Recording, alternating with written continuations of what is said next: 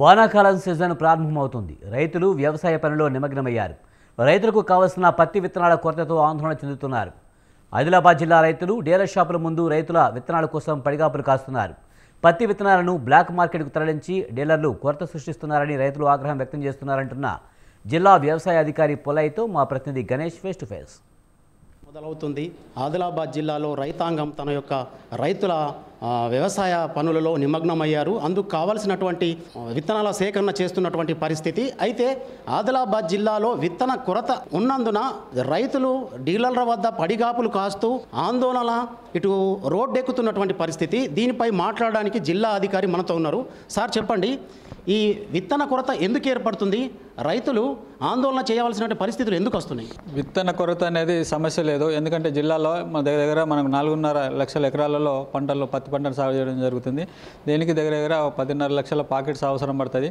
దానికి ఇప్పటికే ఒక 50% 5,60,000 పాకెట్ జిల్లాకి రావడం జరిగింది. ఇప్పటికే గత వారం రోజుల కిందటనే మనము డిస్ట్రిక్ట్ కలెక్టర్ గారి ఆధ్వర్యంలో విత్తన కంపెనీ ప్రతినిధులతోనే మెయిన్ సీడ్ డీలర్స్తో కూడా రివ్యూ మీటింగ్ పెట్టి సీడ్ స్టాక్స్ తెప్పించడం కొరకు పెట్టడం జరిగింది. వాళ్ళ కంపెనీ ప్రతినిధులందరూ కూడా ఈ నెలాఖరుకు తగినంత స్టాక్స్ అన్నీ కూడా మనం సప్లై చేస్తామని హామీ ఇచ్చినారు. జనరల్గా మనకంటే ఫస్ట్ వీక్ సెకండ్ వీక్ కల్లా మనకు ఋతుపవనాలు రాబోతున్నాయి.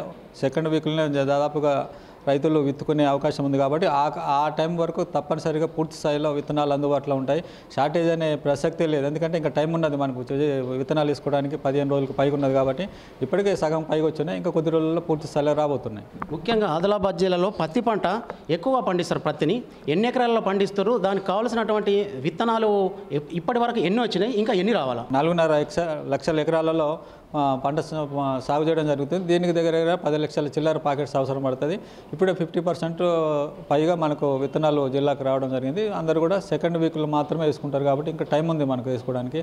ఆ లోపల అన్ని విత్తనాలు కూడా మేము తెప్పించడానికి వరకు వాళ్ళ కంపెనీలతో మాట్లాడుతున్నాము. వాళ్ళ కంపెనీ రిప్రజెంటేటివ్స్తో కూడా మాట్లాడుతున్నాము. వాళ్ళందరూ కూడా మనకు హామీ ఇచ్చినారు. ఎప్పటికప్పుడు కూడా ఇది మేము రివ్యూ చేస్తున్నాము. కలెక్టర్ గారు కూడా రివ్యూ చేస్తున్నారు. ఈరోజు కూడా మాకు డిస్ట్రిక్ట్ లెవెల్లో టాస్క్ ఫోర్స్ మీటింగ్ జరిగింది. ఆ మీటింగ్లో కూడా మాకు చెప్పడం జరిగింది. తప్పనిసరిగా ఈ నెలాఖరు వరకు అన్నీ తెప్పించమని ఆదేశాలు ఇవ్వడం జరిగింది. దాని విధంగా మేము కంపెనీ వాళ్ళతో కూడా రెగ్యులర్గా టచ్లో ఉండి తెప్పిస్తున్నాం. ముఖ్యంగా ఇక్కడ ఉన్నటువంటి రైతులకు ఇవ్వకుండా మహారాష్ట్ర నుంచి వచ్చేటువంటి రైతులకు ఈ విత్తనాలు ఇస్తున్నారు అని డీలర్లు అని చెప్పేసి కొంత రైతాంగం అయితే చెప్తుంది. దానిపైన మీరు ఏ రకమైనటువంటి చర్యలు తీసుకుంటారు? అంటే ఇప్పటికైతే మనం గత 4-5 రోజుల కిందటనే ఇక్కడున్న జిల్లాలో ఉన్న డీలర్లందరూ కూడా నోటీస్ ఇవ్వడం జరిగింది. ఎవరు కూడా మహారాష్ట్ర రైతులకు ఎట్టి పరిస్థితుల్లో కూడా ఒక సీడ్ పాకెట్ కూడా అమ్మకూడదని మేము నోటీసులు చేయడం జరిగింది. ఒకవేళ అట్లా ఎవరైనా అమ్మినట్టయితే వాళ్ళ మీద చర్యలు తీసుకోవడం జరుగుతుంది. ఆ డీలర్ల మీద లైసెన్సులు క్యాన్సిల్ చేయడం జరుగుతుంది.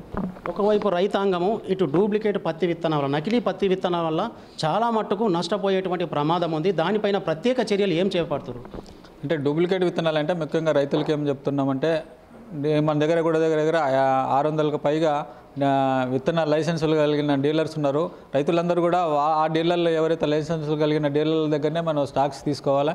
తీసుకునేటప్పుడు బిల్స్ తప్పనిసరిగా తీసుకోవాలి. ఆ బిల్స్ అని కూడా సీజన్ అయిపోయేంత వరకు వాళ్ళ దగ్గర ఉంచుకోవాలి. ఎక్కడైనా తేడాలు అంటే విత్తనం వేసిన దగ్గర నుంచి వెళ్ళి పంట దిగుబడి వచ్చే వరకు ఏమన్నా లోపాలు ఉన్నట్టయితే, దిగుబడి సరిగా రాకపోవడము, కాతపూత లేకపోవడము, ఎదుగుదల లేకపోవడము, అలాంటి ఏదైనా ఉన్నట్టయితే మాకు కంప్లైంట్ చేసినట్టే కంపెనీ వాళ్ళ మీద కేసులు వేసి వాళ్ళ దగ్గర నుంచి నష్టపరిహారం పొందడానికి వీలవుతుంది.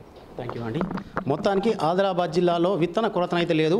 ఇంకా సమయం ఉన్నందున ఒకేసారి రైతాంగం వచ్చేసేసి ఇక్కడ గుమిగూడి తీసుకోవద్దు. ఇంకా సప్లై అయితే వస్తుంది. కాబట్టి తప్పకుండా సమన్వయం పాటించి రైతాంగము అన్ని రకాలుగా విత్తనాలు వచ్చేటట్టు మేము చర్యలు తీసుకుంటున్నాం. ముఖ్యంగా మహారాష్ట్ర వాసులకు ఎలాంటి విత్తనాలు అయితే అమ్మద్దు. ఒకవేళ డూప్లికేట్ విత్తనాలను ఉక్కుపాదంగా మోపి మేము ఎక్కడెక్కడ రైడ్ చేసేసి ఉక్కుపాదం మోపుతాం అని చెప్తున్నట్టు పరిస్థితి. కెమెరామెన్ అశ్వక్తో గణేష్, స్వతంత్ర టీవీ, ఆదిలాబాద్.